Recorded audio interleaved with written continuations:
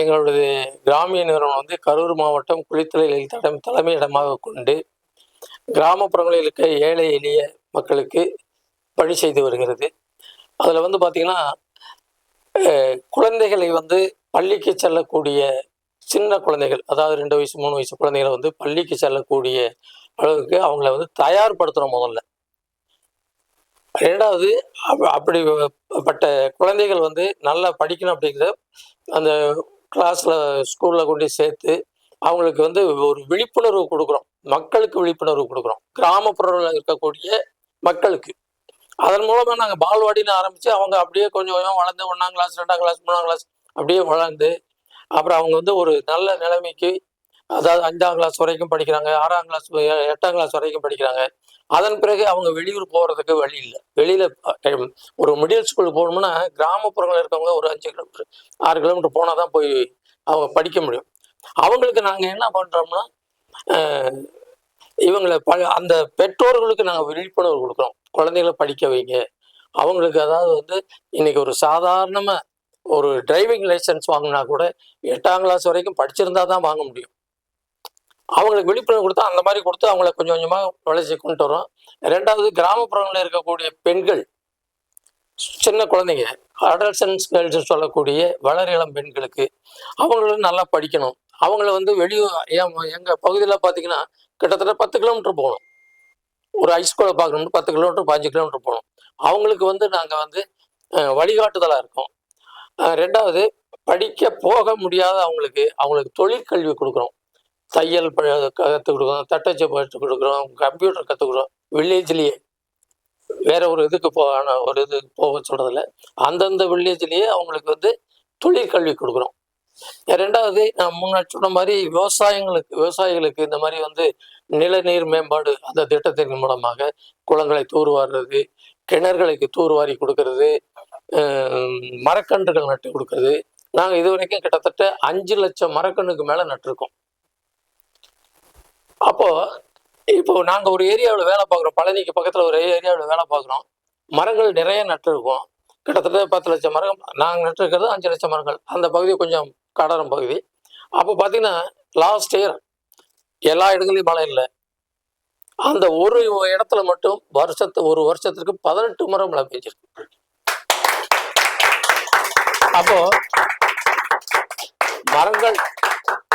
மரங்கள் நட்டா மழை பெய்யுங்கிறது ஒரு நல்ல ஒரு உணர்வுபூர்வமாக தெரிஞ்சுக்கிட்டோம். நிறைய மரக்கன்றுகள் நட்டுக்கிட்டு இருக்கோம். 2வது வந்து பார்த்தீங்கன்னா, இன்னொரு விஷயம், ஹெச்ஐவி எய்ட்ஸால் பாதிக்கப்பட்டவங்க, அதாவது முதல்ல கரூர் மாவட்டத்தில் வந்து ஹெச்ஐவி இருக்குன்னு கண்டுபிடிச்சது நாங்கள் தான். முதல்ல வந்து நாமக்கல் டிஸ்ட்ரிக்டை சொல்லிக்கிட்டு இருந்தாங்க. 2வது ஒரு பார்த்தீங்கன்னா கரூர். ஒரு நேரத்தில் வந்து கரூருக்கு யாரும் பொண்ணு கொடுக்க கூட தயாராக இல்லை. பத்திரிக்கைலாம் வந்து பெரிய பிரச்சனையாச்சு. அதையும் நாங்கள் IHN ஒரு கூட்டமைப்பு இருக்கு, அந்த ஹெச்ஐவிக்காக வேலை செய்யக்கூடிய ஒரு NGOக்கள், அவங்க கூட்டமைப்போடு சேர்ந்து இன்னைக்கு வந்து நல்லபடியாக கரூர் மாவட்டத்தில் ஹெச்ஐவி இல்லை அப்படிங்கிற ஒரு அளவுக்கு கொண்டு வந்துட்டோம்.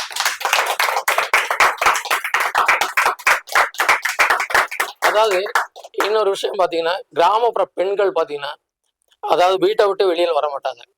அப்படிப்பட்ட மக்களை நாங்கள் வந்து அவங்களுக்கு விழிப்புணர்வு கொடுத்து, அவங்க யாரும் வந்து பேங்க் வரவு செலவு வைக்கவே போக மாட்டாங்க. அதுக்கு நாங்கள் வந்து விழிப்புணர்வு அதை ஒரு குழுவாக ஆரம்பித்து, அதாவது முதல்ல வந்து 87க்கு 90க்கு முன்னாடி 97க்கு முன்னாடி வந்து இந்த மாதிரி சுய உதவி குழுக்கள்லாம் இல்லை.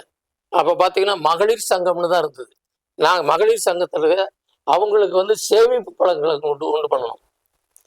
கந்து வட்டியை ஒழிச்சோம். கந்து வட்டிக்கு பணம் வாங்கி கஷ்டப்பட்ட குடும்பங்களெல்லாம் காப்பாற்றணும். அதனால எனக்கு பல பிரச்சனைகள்லாம் கூட வந்தது. என் தலையில மண்ணாரி கொட்டிடா அப்படின்னு கந்து வட்டிக்காரங்களாம் ஃபைனான்ஸுக்காரங்க என் மேலே தகராறுலாம் பண்ணாங்க. அந்த சூழ்நிலை பெண்களை பாதுகாத்தோம். பெண்களுக்கு பாதுகாத்தோம் அப்படின்னா அவங்களுக்கு சேமிப்பு பழக்கங்கள், தலைவர் பிரதிநிதி, அவங்களுக்கு வந்து பயிற்சிகள் கொடுத்து, அவங்களுக்கு வரவு செலவு கணக்கு பராமரிப்பு எப்படி, பேங்க் போகிறது எப்படி, பேங்க்ல அக்கௌண்ட் ஓப்பன் பண்ணுறது எப்படி, கடன் வாங்குறது எப்படி, இந்த மாதிரி வழிமுறைகளை அவங்களுக்கு வந்து பெண்கள் மேம்பாட்டுக்காக செஞ்சோம். அப்படிப்பட்ட நேரத்தில் பார்த்தீங்கன்னா பெண்கள் எல்லாருமே நல்ல கடன் வசதி வாங்கினாங்க, கடனை அவங்க சொந்த தொழில் செஞ்சாங்க. அதில் முன்னேற்றம், நல்ல முன்னேற்றம் கண்டாங்க. அது போலவே நான் இந்த மற்ற ஸ்கூல் சில்ட்ரன்ஸுக்கு இப்போ வந்து மாலை நேர கல்வின்னு சொல்லி எல்லா கிராமங்களிலும் குறைஞ்ச ஒரு 25 கிராமங்களில், அதாவது ஒரு ஒரு சின்ன சின்ன கிராமங்கள், ஹேம்லெட்ஸ், அதாவது சின்ன கிராமங்களில் அங்கே இருக்கக்கூடிய குழந்தைகளுக்கு school going childrens and drop out children அவங்களெல்லாம் கூப்பிட்டு அவங்களுக்கு வந்து விழிப்புணர்வு கொடுத்துக்கிட்டு கல்வியை கற்றுக் கொடுத்துக்கிட்டு ஈவினிங் கிளாஸ் மூலமாக. இன்றைக்கி வந்து பார்த்திங்கன்னா அது மட்டும் இல்லை, அவங்களுக்கு தொழிற்கல்வி கொடுக்குறோம். அதாவது பழைய முந்தியெல்லாம் பார்த்தோம்னாக்க நெசவு பற்ற போட்டு இது பண்ணுவாங்க. அந்த தொழிலெலாம் அழிஞ்சு போகக்கூடிய சூழ்நிலை வந்துச்சு. ஏன்னா இன்றைக்கி நவீன முறையில் வந்து இன்றைக்கி வந்து கரூர் பக்கத்தில் இருக்குது. கரூரில் வந்து டெக்ஸ்டைல் சிட்டின்னு இன்றைக்கி பெரிய அளவில் எக்ஸ்போர்ட் பண்ணுறாங்க. ஆனால் இன்றைக்கி இந்த மக்கள்லாம் பார்த்திங்கன்னா அங்கே தான் வேலைக்கு ஓடுறாங்க.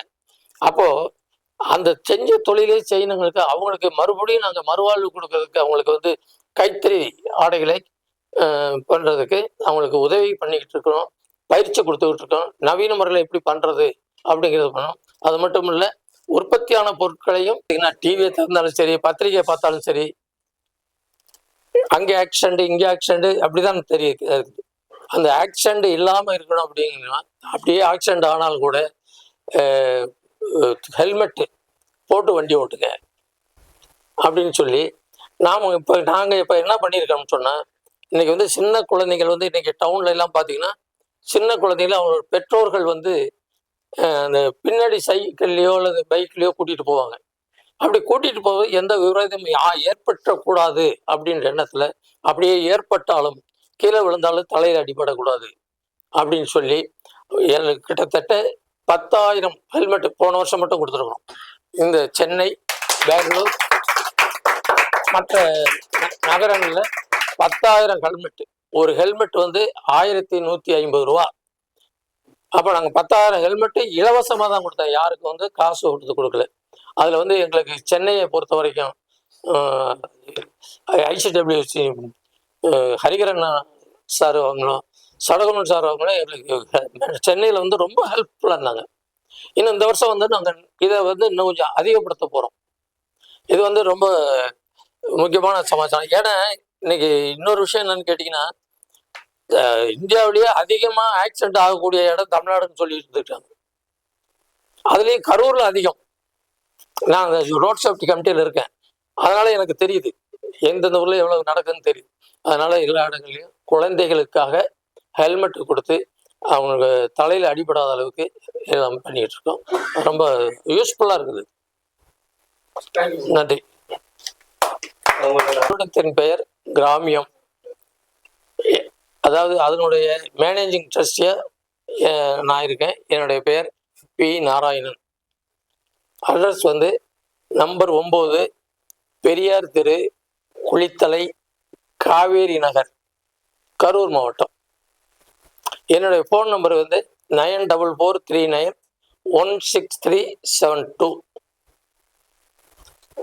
நன்றி. வணக்கம்.